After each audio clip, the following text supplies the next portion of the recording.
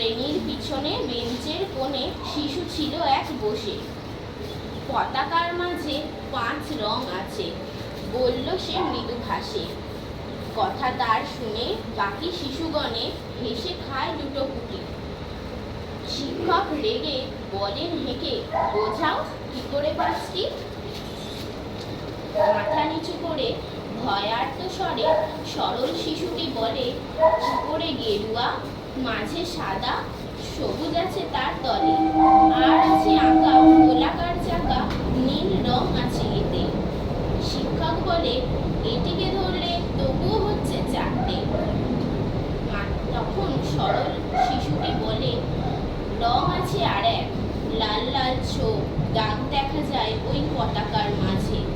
বাবাকে যখন আনলে ওরা কফিনের ঢাকা খুলে, জড়ানো রয়েছে দেহখানা তার পতাকা আর ফুলে।